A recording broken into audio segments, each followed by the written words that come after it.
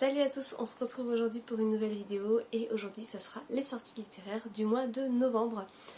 J'ai décidé de faire cette vidéo tout simplement parce que moi c'est le genre de vidéo que j'adore regarder, qui me donne énormément envie d'acheter.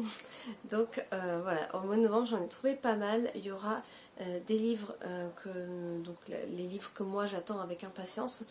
Et il y a également quelques livres que j'ai rajoutés, notamment par rapport aux sagas. Ce ne sont pas forcément des sagas que moi j'ai commencé, mais ce sont des sagas qui je sais sont très suivies, donc je les ai rajoutés dans ces sorties littéraires.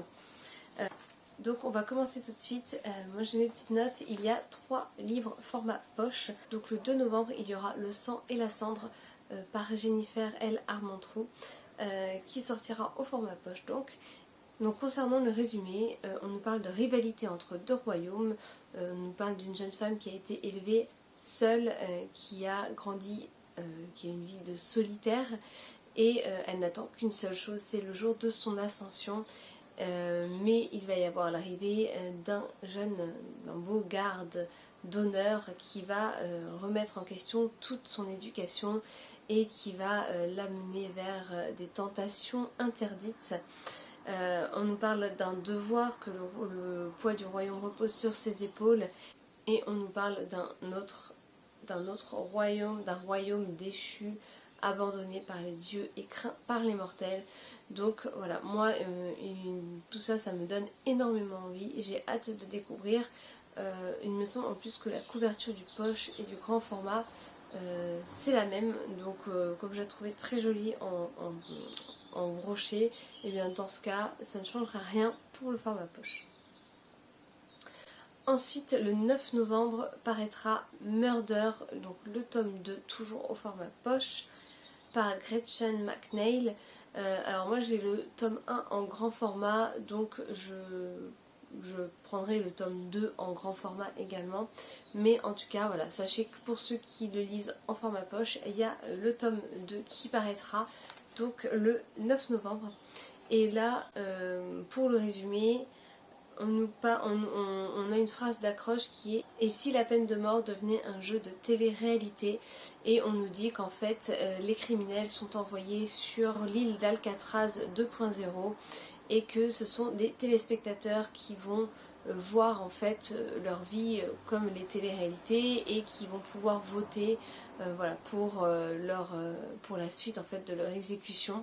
Et il y a 2 jeunes lycéennes qui sont envoyées sur l'île d'Alcatraz 2.0 et elles se réveillent dans cet enfer. Elles sont accusées d'un meurtre qu'elles n'ont pas commis, et donc c'est le public, les téléspectateurs, qui vont pouvoir choisir la suite de leurs aventures, ou de leurs mésaventures plutôt. Voilà, moi ça me tente énormément, donc ça bien sûr c'est le résumé du tome 1, je n'ai pas fait de résumé de tome 2, et d'ailleurs pour les prochains livres, ce sera pareil, hein. Quand ce sont des sagas, je résume toujours le premier tome. Donc voilà pour Murder. Le format poche, le suivant et le dernier, il s'agit de Lycabog, donc par J.K. Rowling. Donc je parle vraiment du livre, hein, je ne parle pas de l'autrice. Voilà, sachez que moi je trouvais que le livre grand format était quand même assez cher. Et du coup là il y a le format poche qui va sortir donc le 10 novembre. Et donc là on est dans un petit royaume qui s'appelle Cornucopia. Voilà, on nous dit que c'est un petit royaume heureux, et il y a la légende de Lycabog qui est racontée aux enfants dès leur plus jeune âge. Et on nous dit qu'au final, donc cette légende qui parle d'un monstre, d'une créature qui mangerait des moutons et pas que, existerait peut-être. Donc c'est une légende qui finalement pourrait exister, et donc voilà, c'est un livre très jeunesse. Qui n'a rien à voir avec Harry Potter. Je suis curieuse en fait, c'est vraiment par curiosité, découvrir ce qui a été fait dans un genre totalement différent. Ensuite donc on passe au format broché, et alors là le 1er novembre va sortir Passeuse d'âme. C'est un livre qui me tente énormément. Il a été écrit par Lynn A. Lewis, et donc là je vais vous lire, j'ai retenu quelques petites choses dans le résumé. On nous dit: maudite par sa grand-mère, trahie par sa famille, offerte à un démon, et on nous dit qu'à chaque génération, donc il y a un contrat qui est à renouveler et qui permet de percevoir, qui leur permet de percevoir et de manipuler des esprits, donc ça s'appelle les Homs, qui sacrifient une âme au démon. Et alors là on a une héroïne qui s'appelle Erin et qui considère ça comme une malédiction. Malheureusement elle est face à la mort et elle va devoir choisir, elle a un dilemme qui se pose devant elle. Il s'agit soit d'accepter d'appartenir au démon pour l'éternité, ou alors de tenter de lui échapper, mais dans ce cas elle devra devenir passeuse d'âmes, c'est-à-dire que c'est elle qui devra fournir les âmes aux démons. Clairement moi c'est quelque chose qui me botte totalement, donc celui-ci c'est sûr que je vais me le procurer. J'ai vraiment hâte de pouvoir découvrir ça. C'est ce genre de dilemme, d'aventure qui me plaît complètement, donc j'ai hâte de découvrir ce que ça peut donner. Donc toujours format broché, le 2 novembre paraîtra Rosewood Chronicles, donc le tome 5, je sais plus si c'est le dernier, il me semble que oui, mais j'ai un doute. Ça s'appelle Princesse pour toujours et c'est écrit par Connie Glynn, toujours aux éditions Casterman. Et alors là, pour le tome 1, on est sur une histoire, un quiproquo. On est sur une jeune fille de famille modeste qui rêve de devenir princesse. Et grâce à une bourse, elle va pouvoir intégrer la prestigieuse école de Rosewood. Et on a une autre protagoniste qui elle est princesse et ne rêve que d'une chose, c'est de passer incognito et de pouvoir échapper à ses devoirs royaux. Et par le plus grand des hasards, elle va également intégrer l'école de Rosewood. Donc elles s'appellent Lottie et Ellie et elles vont intégrer le même dortoir. Elles se ressemblent énormément et par un quiproquo elles vont être confondues, ce qui va leur permettre d'échanger un petit peu leur vie. J'ai un petit peu, mais ça risque d'être même plus qu'un petit peu. Elles vont échanger leur identité. C'est pas si simple en fait de se faire passer pour quelqu'un d'autre et du coup elles vont être confrontées à des ennemis communs, elles vont être confrontées à des pièges puisque dans Rosewood tout n'est pas si simple. Donc voilà, c'est un roman qui est quand même relativement jeunesse mais qui a l'air voilà, plutôt sympa et puis c'est quelque chose qui se lit très facilement. Moi j'ai le tome 1, je ne sais pas si je vais le lire ou pas parce que je l'avais acheté il y a quelques années et au final entre temps c'est vrai que mon style littéraire, mes envies littéraires ont plutôt changé. Alors peut-être que je le lirai et puis que ça sera une bonne surprise, je sais pas du tout, ou un moment où je voudrais vraiment lire quelque chose de feel good et de pas prise de tête. Voilà, peut-être que je le lirai, je ne sais pas, en tout cas le tome 5 sort le 2 novembre. Ensuite, toujours le 2 novembre, il y a un roman qui s'appelle Griff et qui est écrit par Malika Ferjuk. Donc là on nous dit, on nous plante un décor dans un petit village d'Angleterre avec des crimes épouvantables et on nous dit qu'il y a le surintendant qui va venir avec son assistant, ils sortent tous deux d'une école d'officiers et il va y avoir donc la fille des aubergistes donc du village qui va fourrer un petit peu son nez là-dedans et qui va vouloir se rendre utile, sauf qu'elle a la langue bien pendue, elle ne mâche pas ses mots, elle est surnommée Miss Je sais tout sur tout, donc voilà, ça résume plutôt bien le personnage. Et elle va arriver comme ça avec ses gros sabots et elle va un peu déséquilibrer toute l'enquête, mais elle va aussi faire monter le rose aux joues du surintendant et on la qualifie de peste charmante, de charmante petite peste. Donc voilà, ça a l'air d'être plutôt... ça me fait penser un petit peu comme ça le résumé, un cozy mystery un peu young adulte, voilà, un peu jeunesse. Ça a l'air tout mignonné, ça a l'air très cocooning. Le résumé à première vue me donnait plutôt envie de me glisser dans cette Angleterre profonde, dans ce vieux village. Ensuite, le 3 novembre, il y a la suite de Éclat d'étoiles par Neil Chesterman. Donc ce tome-ci s'appelle Supernova. Et là, pour le résumé, On nous parle de six jeunes qui ont un pouvoir, chacun qui va leur ronger, on nous dit ronger l'âme. Et donc on nous parle de force mystérieuse, on nous dit que ce n'est qu'ensemble, en unissant leurs pouvoirs, qu'ils vont pouvoir, ça fait beaucoup de fois pouvoir, qui vont pouvoir donc combattre ces forces mystérieuses et venir à bout donc de cette étoile maléfique, peut-être ou peut-être pas, nous ne savons pas. Il faut lire pour découvrir. Donc voilà, en tout cas, ça, donc bien sûr c'est le résumé du tome 1. Et donc là on est au 3e tome. Il me semble que c'était une trilogie, donc il me semble que donc la saga est terminée, si je ne dis pas de bêtises. Je dirai ici si c'est une bêtise ou pas.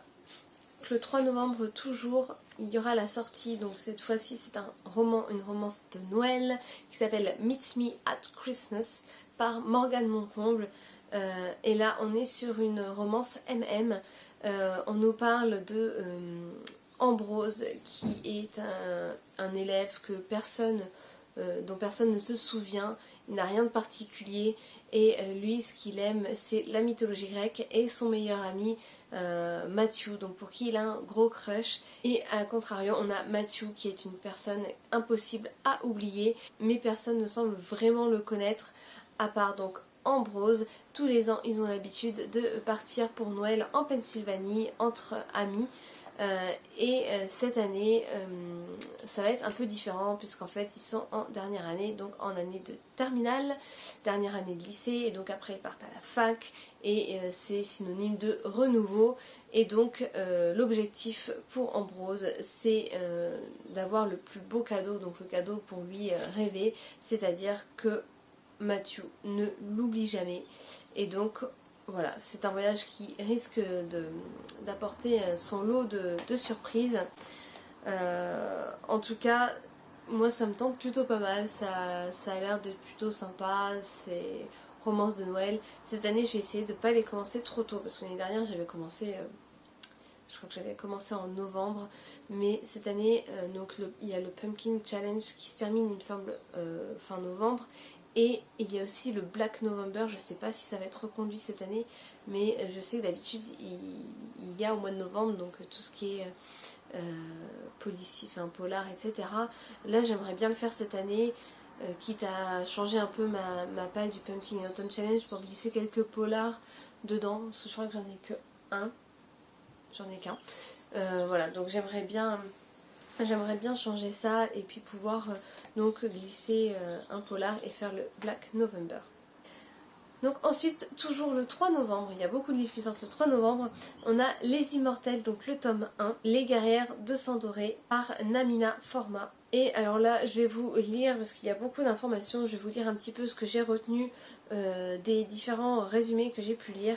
Donc on nous dit que c'est donc le début d'une série de fantasy féministe audacieuse et immersive d'inspiration ouest-africaine. On nous parle de Deka, donc une jeune femme de 16 ans, une jeune fille de 16 ans, qui vit dans la peur et l'anticipation de la cérémonie du sang. Donc en fait c'est la cérémonie qui permet de définir ils resteront dans le village et qu'ils seront acceptés en tant que membres ou pas. Et le jour de la cérémonie, son sang coule d'or, et donc c'est la couleur de l'impureté. Et donc Deka, c'est qu'elle va devoir faire face à de graves conséquences, et des conséquences pires que la mort. Elle va avoir un choix qui va s'offrir à elle, c'est soit rester dans le village et se soumettre à son destin, ou alors partir se battre pour l'empereur avec une armée de filles comme elle.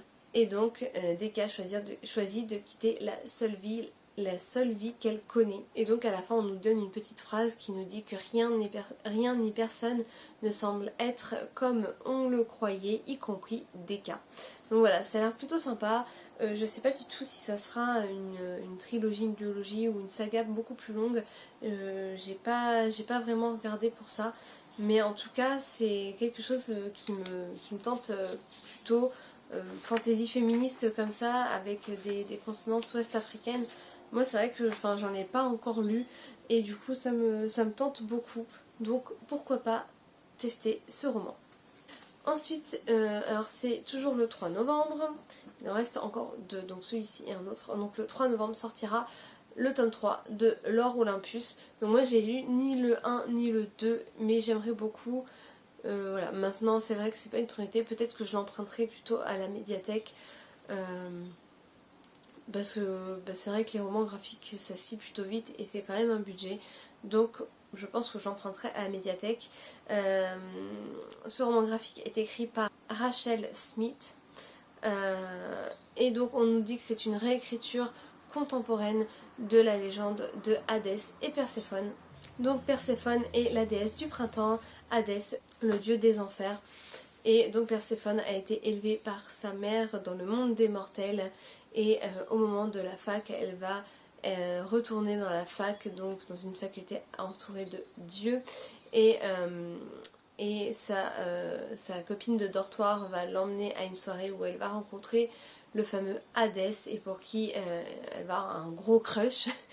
Et donc elle va devoir concilier entre les pouvoirs, les manipulations et ses devoirs donc de déesse. Et donc j'ai hâte de découvrir ça. Je pense quand même que je vais me le procurer quand même assez tôt, assez rapidement. Mais voilà, j'ai quelque chose à faire. Je pense que je le lirai, je pense en janvier, février par là, quand les challenges seront finis. Mais voilà, c'est un livre qui me tente beaucoup malgré tout et je sais que je le lirai. Ensuite, toujours le 3, donc le dernier, le 3 novembre, il y a Magic Charlie, le tome 3 par Audrey Alouette. Et là, on nous parle clairement dans le tome 1 d'un apprenti magicien qui va devoir suivre des cours pour pouvoir sauver sa grand-mère qui est en danger et se sauver lui-même. Il découvre un peu ce monde-là, il ne connaissait pas du tout son existence. Il va baigner autour de prédictions, de grimoires volants, de serpillères et de pilleurs d'âmes. Donc c'est quelque chose qui a l'air d'être assez complet, j'en ai entendu que du bien. J'ai le tome 1 que je n'ai pas encore lu, que j'aimerais bien lire avant la fin du mois de novembre parce que je l'ai eu dès sa sortie et je l'ai toujours pas lu. Et je crois que ça fait 2 ans. Donc voilà, il est encore dans ma pile à lire. Donc clairement, il fait partie des livres que j'aimerais beaucoup lire pour la période d'Halloween jusqu'à la fin de l'automne. On passe donc au 4 novembre et alors là, le serment des traqueurs, alors des plus loin traqueurs, par Laetitia Lajoigny. Et donc nous sommes à Tyréa et les alchimistes puisent leur magie dans la nature. Mais un jour la nature s'est révoltée. Cet épisode a été appelé la désolation. Depuis, les sacrifices d'animaux sont interdits. On nous parle de traqueurs, on nous parle de protecteurs et on nous parle d'un griffon qui a été assassiné. Et donc là, on est sur le point de connaître un second épisode de désolation.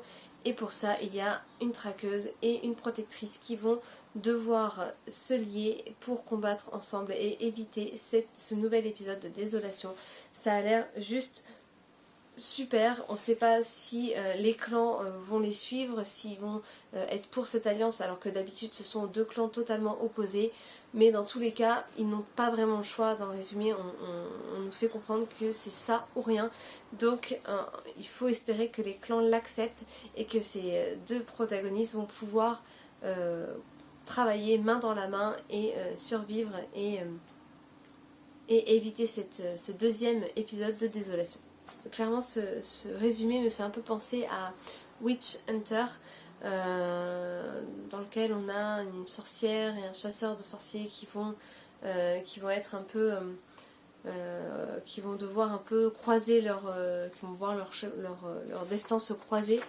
Ça me fait penser un petit peu à ça. Après Witch Hunter, j'ai lu le tome 1, j'ai pas lu le tome 2 et voilà, je demande à voir du coup pour celui-ci, mais en tout cas il a l'air vraiment vraiment top. Donc on arrive bientôt à la fin. Le 8 novembre va sortir un livre qui s'appelle Les héritiers de Salem par Émilie Bonnet. On nous parle d'adolescents qui ont été élevés par leur tante suite à la disparition mystérieuse de leurs parents et en fait ils vont découvrir qu'ils ont un lien avec la ville de Salem dans laquelle ils ont en fait un manoir on nous dit que, je veux dire, on nous dit que c'est une saga ensorcelante qui revisite donc le célèbre mythe des sorcières. Clairement, moi je voulais lire le livre donc Les sorcières de Salem, c'est un livre qui me tente énormément, mais celui-ci je crois que c'est une des sorties qui me tente le plus pour le mois de novembre, donc celui-ci c'est sûr à 200%, je vais me le procurer et je vais le lire très rapidement. Ensuite, donc le 9 novembre va paraître le tome 3 de La passeuse de mots, La mémoire de la lune par Alric et Jennifer Twice. Et donc là je ne vais pas faire de résumé parce que La passeuse de mots, voilà, on en a entendu énormément parler sur plein de chaînes différentes. Donc voilà, je vais pas me résumer. Si vous voulez le résumé de celui-ci, vous pouvez aller sur les chaînes littéraires qui sont déjà très connues, très réputées et pour la plupart ils en ont quasiment tous parlé. Pareil pour le livre suivant, donc il sort le 10 novembre et là il s'agit de Assoiffé, le tome 4 qui s'appelle Prisonnier. C'est écrit par Tracy Wolff et là pareil c'est un peu un remake, on est souvent comparé à Twilight, une mortelle qui arrive dans un lycée avec que des créatures surnaturelles, on parle de loups-garous, de vampires, on nous dit qu'elle se sent extrêmement... elle se compare à un appât, clairement, et qu'elle se sent attachée à Jackson. C'est ça, à Jackson, qu'elle ressent comme un lien avec lui et qu'il l'omnubile. Donc voilà, clairement on retrouve un petit peu Bella, Edward Cullen. Donc voilà pour celui-ci, pareil, on a énormément entendu parler sur toutes les chaînes. Sur énormément de chaînes Booktube, peut-être pas toutes mais vraiment beaucoup en ont parlé. Donc pareil pour si vous voulez en savoir plus, avoir des avis sur le tome 1 etc, je vous laisse regarder les autres chaînes Booktube. Pareil pour le suivant, toujours le 10 novembre et là il s'agit des gardiens des cités perdues, le tome 9, il me semble que c'est le tome 9 qui s'appelle Lune stellaire et c'est écrit par Shannon Messenger. Et là pour le coup il a souvent été, alors moi je ne l'ai pas lu, c'est pas une saga que je vais lire ou que je vais commencer, c'est juste que je précise la sortie parce que je sais que beaucoup de personnes lisent cette saga. Il est souvent comparé à Harry Potter, alors pas dans le fond vraiment, dans les détails, mais dans le fait que c'est une enfant qui découvre qu'elle a des pouvoirs et qui va intégrer un établissement scolaire qui va lui apprendre à utiliser ses pouvoirs. Donc voilà, ça fait un petit peu penser à ça, mais pareil, si vous voulez plus d'informations, je vous laisse voir les chaînes littéraires qui parlent de cette saga. Il me semble qu'il y a même des chaînes qui ont fait une vidéo dédiée à cette saga, donc vous pouvez aller voir si vous voulez plus d'informations sur celle-ci. Pour le suivant, il s'agit de Crescent City, le tome 2, qui sort donc le 17 novembre, écrit par Sarah J. Maas. Ce tome-ci s'appelle La Maison du Ciel et du Souffle. Et là, pareil, celui-ci, c'est aux éditions de Saxus, et on en a entendu parler énormément. Voilà, moi, j'ai pas lu le tome 1, le résumé me tente énormément. Maintenant je sais que c'est un énorme bébé, voilà, alors plus petit que le Prieuré de l'Oranger, mais je crois que il avoisine, le nombre de pages avoisine un peu celui du Prieuré de l'Oranger. Et je pense que je le lirai, mais pour l'instant c'est pas du tout dans les priorités. Mais je sais que c'est un livre qui est très attendu, donc voilà, je le mentionne pour celui-ci. Je vais juste vous lire 3 petites phrases. On nous dit « Lié par le sang, tenté par le désir, déchaîné par le destin ». Donc voilà pour celui-ci. Et le dernier, il s'agit du tome 3 de d'Evabad, qui sort le 24 novembre et qui est écrit par S.A. Chakraborty. Personnellement j'ai le tome 1 en hardback, donc aux éditions de Saxus. Je compte lire la saga, je n'ai pas encore lu le tome 1, mais je sais que je vais adorer. Je le sais par rapport au résumé, c'est complètement le genre d'histoire qui me plaît. Donc j'achèterai le tome 2, j'achèterai le tome 3 sans hésiter. On nous parle d'une épopée inoubliable et magique au cœur des légendes et des mythes du Moyen-Orient.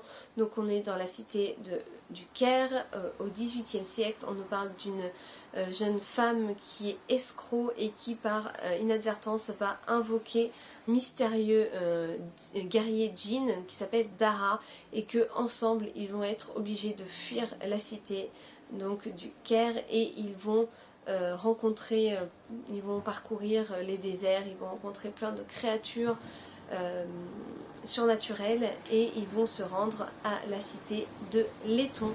Donc c'est le nom du tome 1. Et clairement j'ai trop hâte de m'y mettre. Pour l'instant c'est pas dans mes priorités.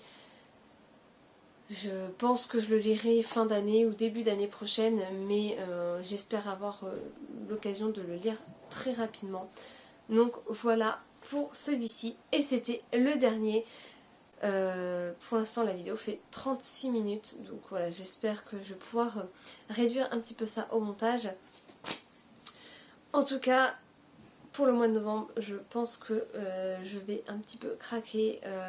Il y a vraiment beaucoup de sorties qui me tentent. Il y a un poche et le reste c'est que des grands formats.